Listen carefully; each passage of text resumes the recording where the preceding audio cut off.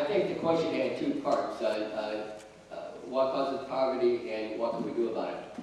I would say isolation, economic segregation, racism. If you use the example of Iacocca, his network has more power than our network. That's right. You know, who you know, who can help you open a door, who can help you get a job.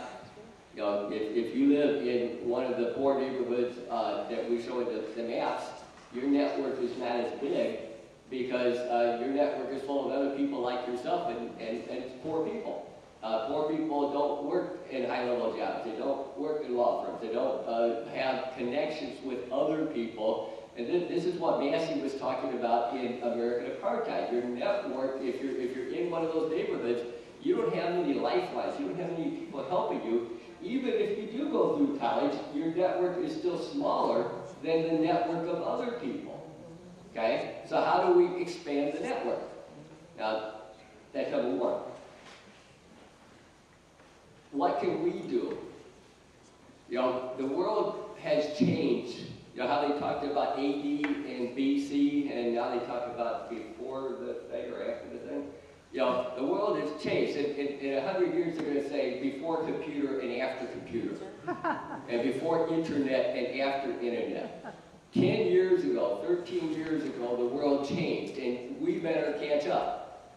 And what I mean by that is you can expand your knowledge by sitting at a computer and going into the worldwide network of information and learning about what the problems are, where the jobs are, where you can teach yourself whatever you want to teach yourself if you can harness this.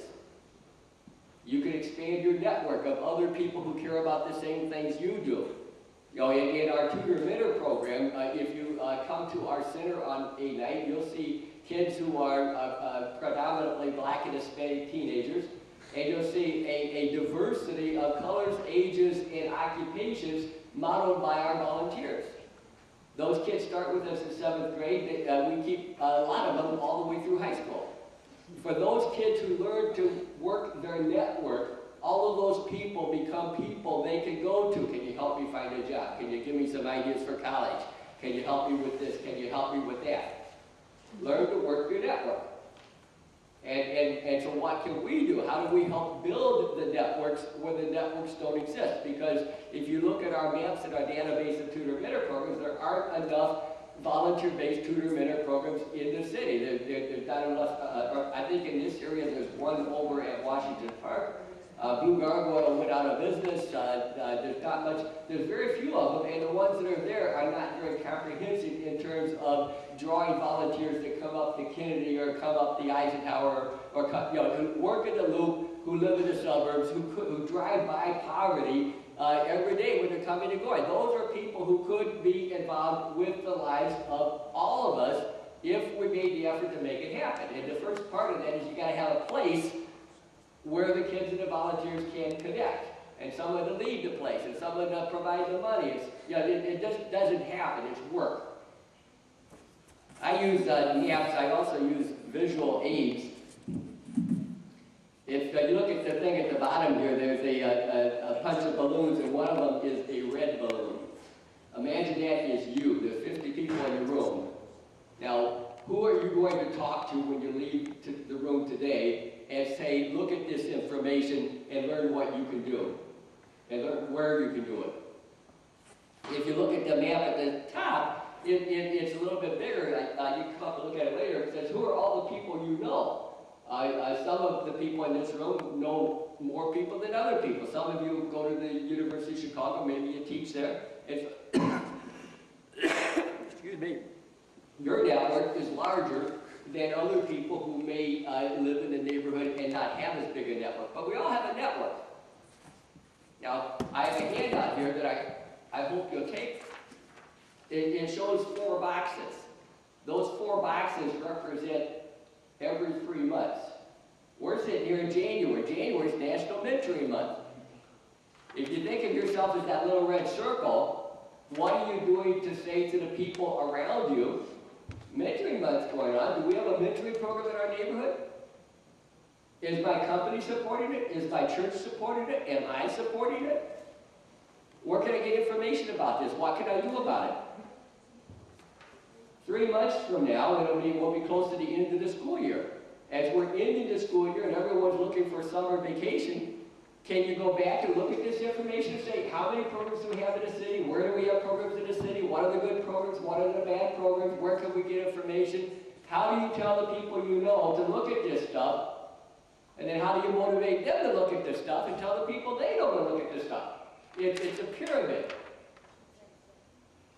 This is January, first month of the year. 7 months from now is August.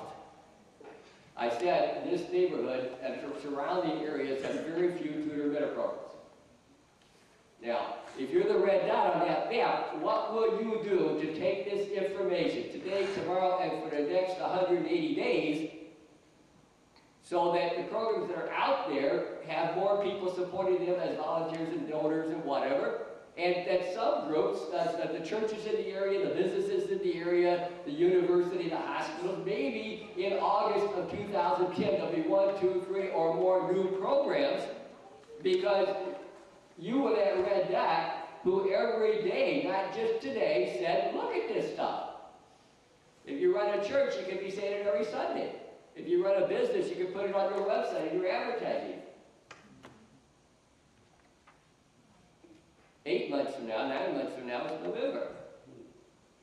Now those programs that got started connecting kids and volunteers in August, those volunteers are just beginning to get to know the kids. We do a conference in November. We say, let's get together and talk to each other. But when we do the conference, we're trying to think of that red dot because, like you said, none of us have enough money and we're all trying to get it. And we're not all very successful very often. What would happen if the red dots were telling their friends, the people they went to college with, the people in the suburbs, the people that live overseas, be a donor, Christmas is coming up. Pick a charity, pick a tutor middle grade, pick one of the programs on the map in the poor neighborhood, give them $1 when you're thinking of your charity or when you're looking at your tax returns. You see what I'm saying? There's actions each person can take. You don't have to wait for the other person to take it, but the actions we take each day throughout the year with a purpose. Those actions, you can't talk about starting school in January because school starts in August. You can't talk about Christmas, this is National Mentoring Month, it's a month too late. Should have been in December when people were still thinking about giving donations. So you do the right thing at the right time, and it can have a bigger impact. And if all of us are thinking the same way, that imagine that I've got maps here.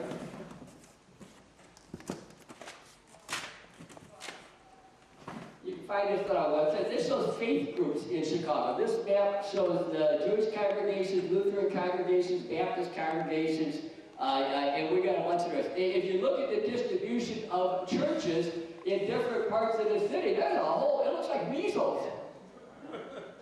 There's a whole bunch of places in the poor neighborhoods who could be places where tutor mentor programs or other types of services are meeting. And there's a whole bunch of places in the moderate and wealthy areas who could be doing things to provide the resources for the places in the poor neighborhoods. And someone could be putting flags on this map to help understand what percentage of each denomination is actually doing something and can they compare to each other. You're the red dot. You can go out, you can look at this information, you can read what we write in our blogs, you can look at what other people write, and you can say to the people you know, you look at it too.